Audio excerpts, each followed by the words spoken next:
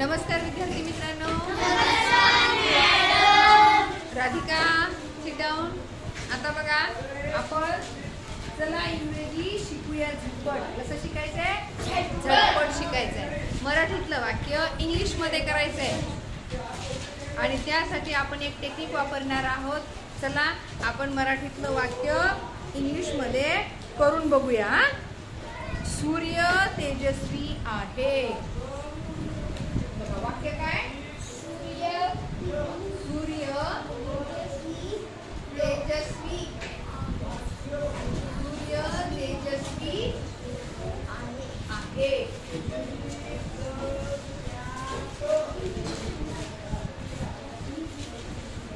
बघा, सूर्य तेजस्वी आहे.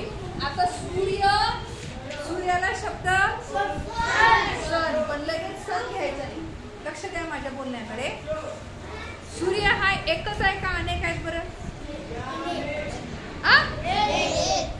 एकच आहे. पृथ्वीवर, अख्ख्या पृथ्वीवर एकच सूर्य आहे. पृथ्वी एकच आहे, लक्षात घ्या. आणि जे एकच असते त्याला काय वापरायचं? त्याच्या नावाच्या अगोदर द वापरायचं. काय वापरायचं? द. बघा, द सन.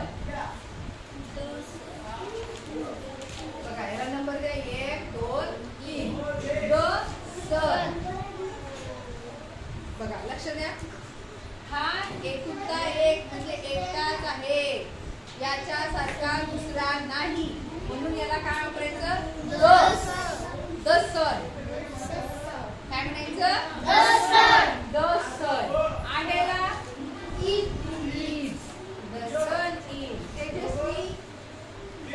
तेजस्वीला शब्द ब्राइट. BRIGHT. काय शब्द? Bright. The sun is bright. The sun is bright. Okay, आता पुढचं वाक्य बघूया आपण. पुढचं वाक्य आहे आकाश निळे आहे. बघा, किती छान वाक्य आहे. आकाश कसं आहे? निळे. आकाश निळे आहे. काय करूया आता? काय करायचं सांगा? सुरुवातीला काय करायचं? अवघड आहे.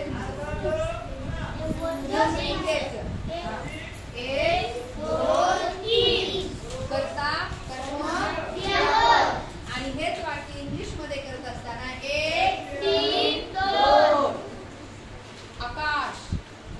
आता एकच आकाश आहे. तुम्ही काही पण आकाश द स्काय. छान सांगितलं Prasanna. The sky. The sky आहे. म्हणजे लक्ष द्या, बोर्ड पडून चाललेला नाही. The sky is blue. बघा, किती छान वाक्य आहे आणि किती सोपं आहे. The sky is blue. The sky is blue. आकाश निळे आहे. मी वेगाने धावू शकतो. सोपं वाक्य. मी वेगाने धावू शकतो. मी मागे शकतो, शकणे असे वाक्य खूप सारे घेतले. मी वेगाने धावू शकतो. शकतो म्हणजे काय ते लक्षात ठेवायला सांगितलं होतं.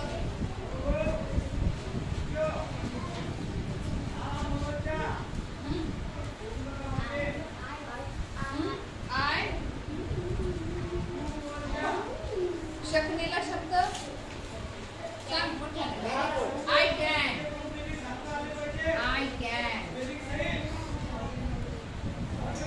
धावणेला आय कॅन रन. आणि वेगा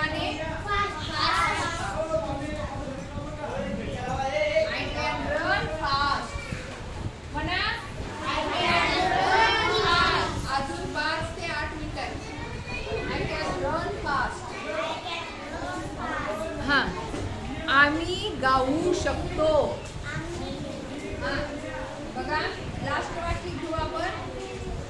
आम्ही गाऊ शकतो. लक्ष द्या काळजीपूर्वक. आम्ही गाऊ शकतो. आम्हीला शब्द वी बरोबर आहे. वी शकतो कॅन. काय झालं? We can. गाण्याला शब्द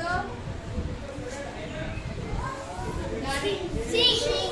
very good. I can sing. I can sing. Sorry we can sing. आम्ही आहे ना.